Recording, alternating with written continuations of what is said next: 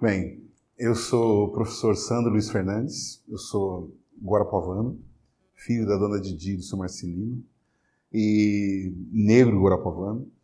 Comecei meus estudos históricos em Guarapuava, na faculdade de Guarapuava, que hoje chama Unicentro. Depois transferi para Curitiba. Aí fiz toda a minha graduação em escola pública, tudo na Federal, né? Depois especialização também na Federal, em ensino de história, imagens e linguagens. E depois mestrado em educação, voltado principalmente para o ensino de história e uso de cinema em sala de aula. Atualmente eu sou professor na rede municipal de ensino, na escola São Miguel, que fica na cidade industrial de Curitiba. E também sou professor de sociologia, uma ideia outra história. Bem, foi uma história de namoro aos pouquinhos, assim, né? Primeiro, no meu mestrado, eu tinha um problema para resolver, que era o uso do cinema no ensino de história. Né? Eu entrei no mestrado sem conhecer educação histórica. Eu fui conhecer com algumas disciplinas do mestrado, principalmente a disciplina da Dolinha, né, da professora Maria Auxiliadora. E alguns amigos, inclusive, faziam a pesquisa orientados por ela no viés da educação histórica. A minha pesquisa, eu queria responder, é como que os professores usam o cinema no ensino de história. Qualquer tipo de cinema. E aí, não consegui chegar no ponto que eu queria, que era a discussão da aprendizagem histórica. Né? Bem, mas tudo bem. Eu só fui perceber isso depois. Eu percebi isso quando entrei na prefeitura. Em 2012, entrei na prefeitura como professor de História, do Ensino Fundamental 2, né, do 6º ao 9º ano. E aí lá eu descobri que eu tinha um problema mais sério para resolver, que é a aprendizagem dos alunos. Como é que os alunos aprendem História? Né? Bem, e aí nesse momento também a prefeitura estava promovendo, aliás, desde antes de 2012 até hoje, continua promovendo, os cursos com o Laboratório de Ensino e Pesquisa e Educação Histórica, o LAPEDU, né? Laboratório de Pesquisa e Educação Histórica. E aí eu comecei a discutir essa questão, de como os alunos aprendem história.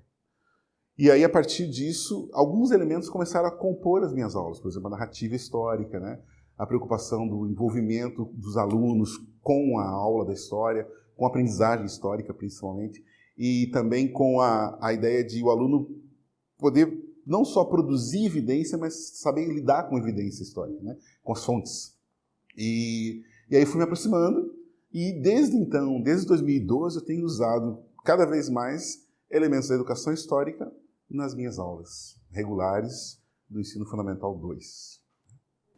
O último trabalho que eu fiz, em 2017, né, foi um tema que era o seguinte: precisava discutir um problema, a partir do nosso curso de formação em educação histórica, eu precisava discutir um problema que fosse história controversa. Né, essa era a ideia. Mas, basicamente, a história é muito controversa. Então, eu fiquei pensando em qual tema, dentro daqueles temas de 8º ano, né, que eu estava discutindo com os alunos, que seria controverso. A escola que eu leciono fica na cidade industrial de Curitiba. Né? E, a partir de algumas explorações que eu fiz com os alunos, eu percebi que havia uma dificuldade dos alunos entenderem alguns conceitos substantivos históricos, né, da aprendizagem histórica e da educação histórica, que é principalmente a ideia de formação do Brasil, assim, os brasileiros que formaram o Brasil, e a ideia de imigração e como que os ex-escravizados ajudaram a compor o país, né, no período assim do século XIX, que é o período começa lá com a chegada da família real no Brasil, independência do Brasil, depois proclamação da República, mas passando aí pela abolição da escravidão e todas as conquistas que os escravizados foram tendo ao longo do século XIX e também a chegada dos imigrantes. Então, esse caldeirão e tal, era difícil dos alunos entenderem. Aí eu recorri à ideia deles produzirem pesquisa para saber da história deles, de como eles chegaram ali, na cidade industrial de Curitiba. Né? E também descobri que eles tinham uma dificuldade muito grande de acessar essas evidências, né, sobre a vida deles. Então eles foram fazer pesquisa na internet, de genealogia, foram fazer um trabalho de pesquisa com os familiares. Né? Então esse trabalho envolveu o tema principalmente imigração e migração, né?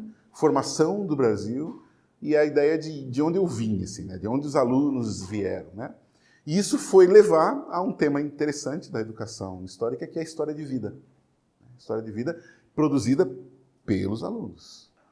Eu tinha feito uma pergunta para os alunos: o que é ser brasileiro? Né? Que não era nesse momento, foi um pouco antes, assim, né? Que é ser brasileiro. E é uma pergunta muito difícil de responder, né? Que nem eu sei responder assim na lata, né?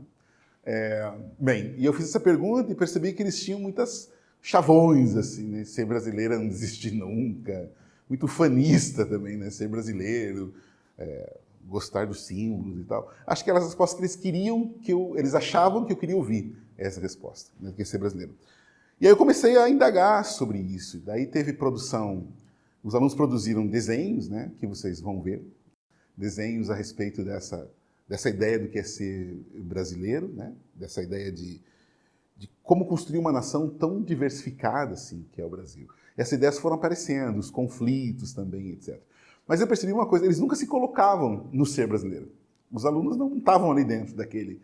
Apesar de ter algumas respostas bem legais, os alunos não estavam lá dentro. Tá, isso ficou guardado, assim, né? E aí, quando a gente começou a pensar no tema controverso, apesar que esse também seria um tema controverso, mas eu tinha avançado já na discussão, e aí que veio a ideia da imigração. E ainda a resposta é meio que quem eu sou, né? Ainda tem essa resposta por trás ali, né? Essa pergunta por trás, né? Quem eu sou. E aí os alunos, eu comecei a investigar isso e percebi que era importante eles contarem a história da vida deles, a história de vida deles, para a gente poder chegar num ponto de construir evidências para eles discutirem em sala de aula.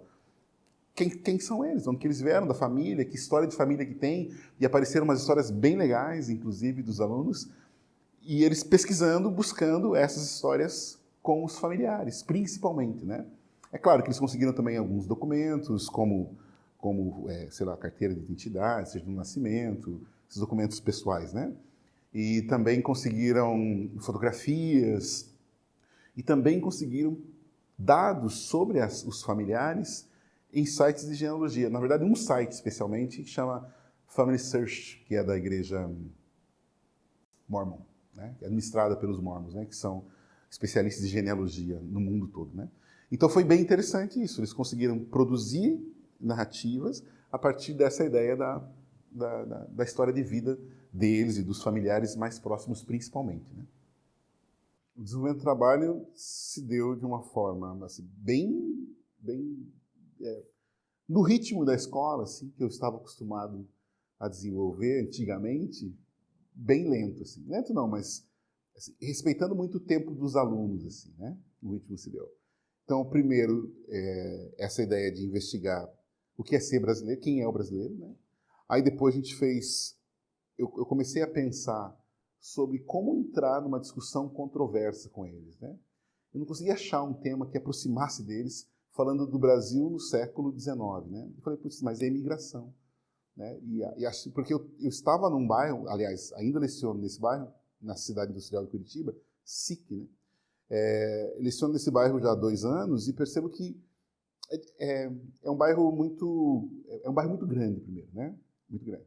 Tem várias SICs na SIC, né? Porque é um bairro, ele tem muitas características dos bairros adjacentes, assim. Então, essa ideia da identidade, do pertencimento, me incomodava um pouquinho, assim. Saber, será que eles gostam daqui, não gostam daqui? O que eles sentem, né? Beleza. Então, eu comecei a investigar isso também. Aí eu pedi, quando eu falei de industrialização no mundo, imagina, né? Falando de industrialização, e eu na cidade industrial de Curitiba. Eu joguei essa ideia para eles e queria saber se eles tinham fotos da região. Né? Isso foi antes de perguntar o que é ser brasileiro. Então veja como as coisas foram encadeando para mim de uma maneira bem lenta, assim, né? E eu perguntei para eles se eles tinham memória da SIC antigamente, imaginando, né, que pais, avós, tios, sei lá, tinham alguma memória da SIC imagética, assim, né, com imagens, com fotografia. Para minha surpresa, pouquíssimos tinham.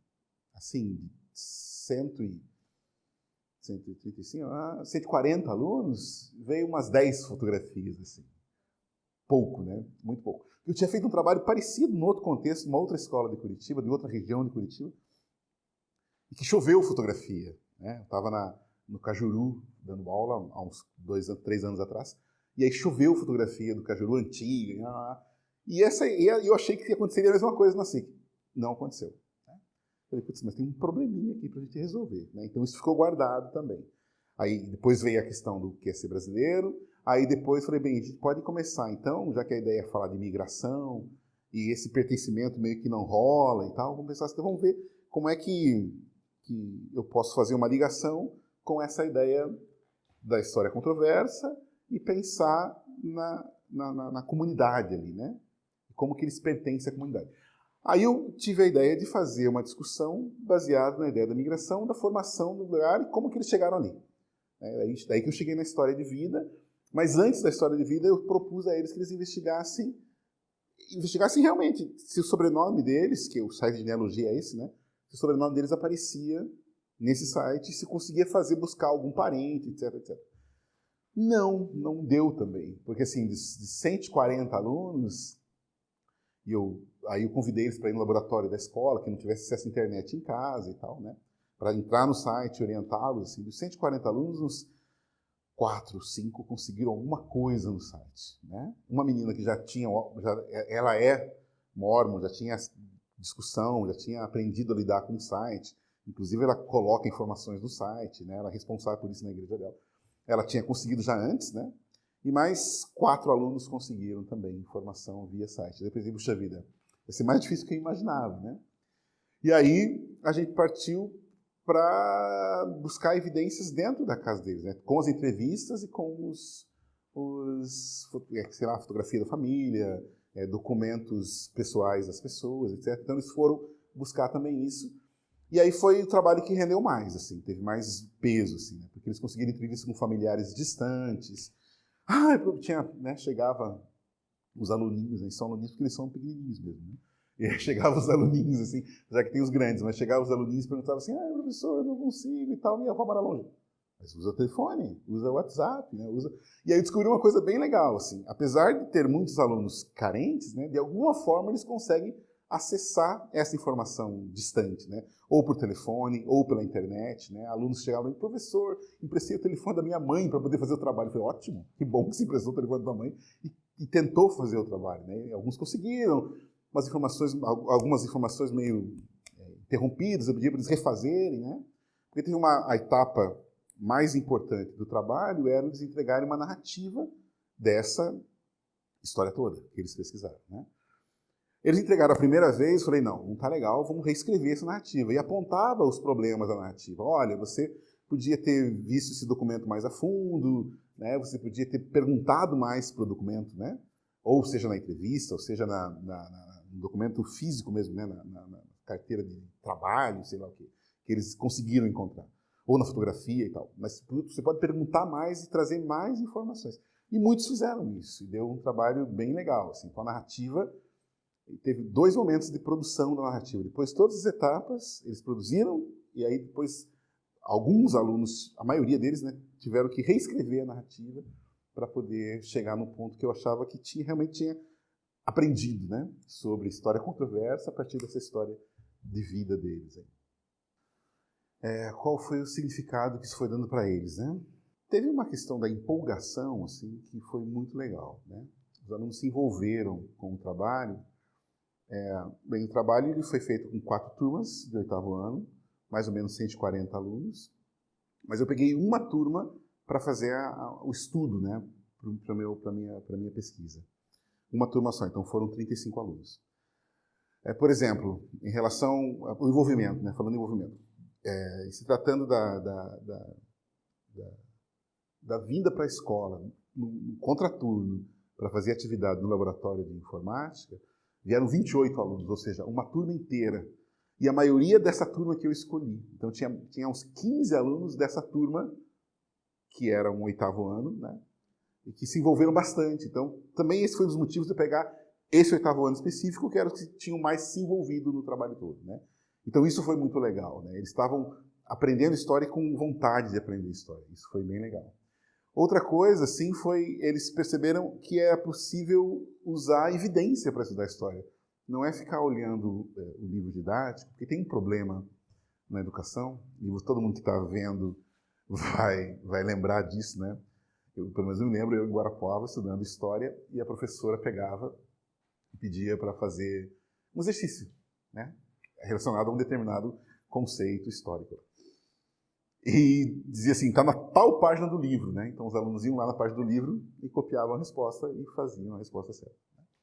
Até hoje tem isso nas aulas de história. Eu queria saber quem que ensina isso, porque não sou eu, né?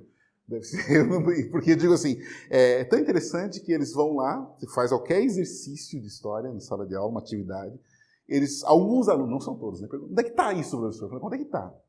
Está em toda a discussão que a gente fez, tá, né? Todo o trabalho de história que a gente faz, as respostas estão aí.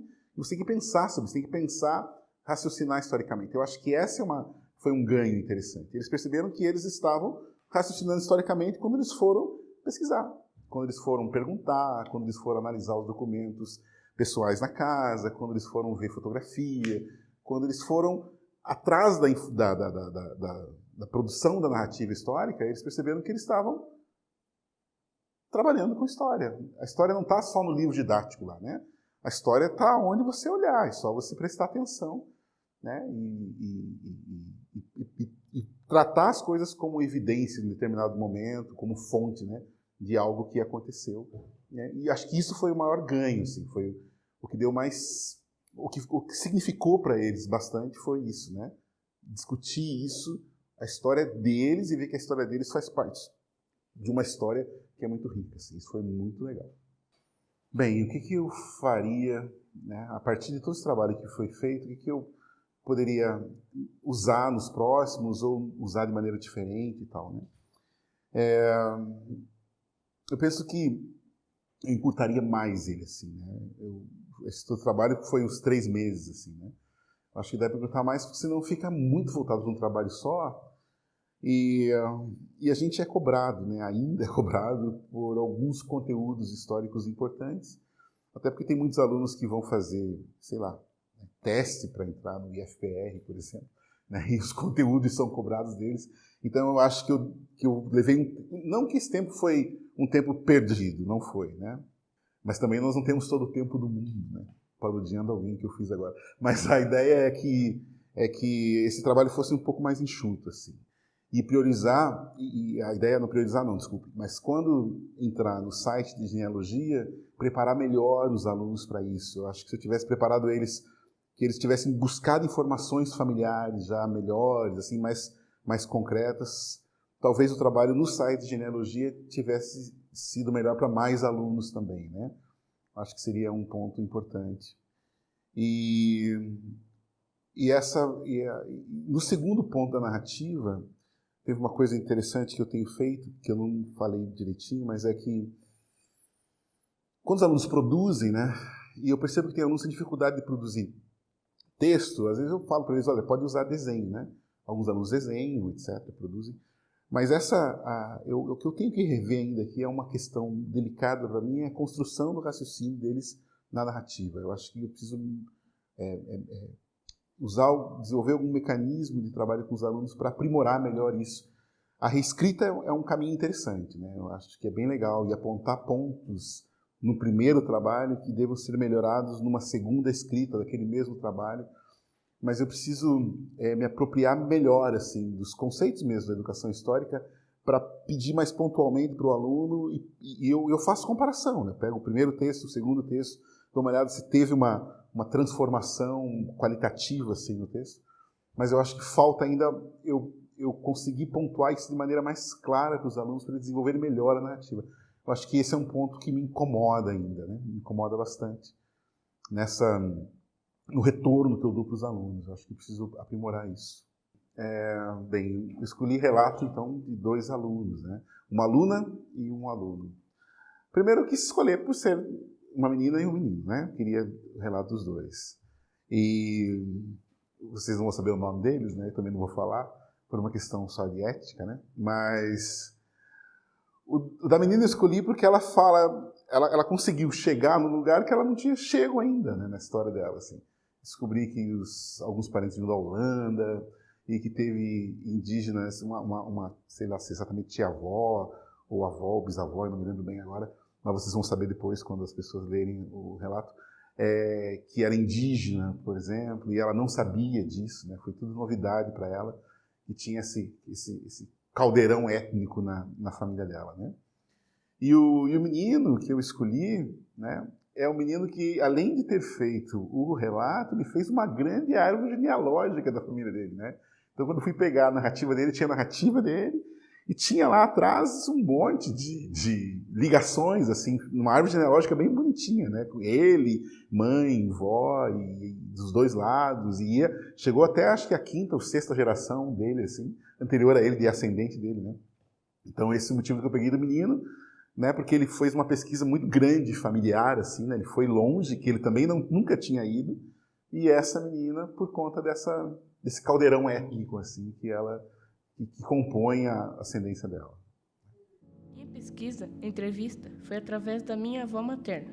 Não tive tanta dificuldade, mas o que eu tive foi a falta de fotos, datas, locais de nascimento, entre outros. Mas consegui por parte de mãe chegar até o tataravó e por parte de pai só até os avós. Triste, mas foi uma das melhores pesquisas. Pelo site não consegui nada, mas o que consegui com minha avó eu complementei.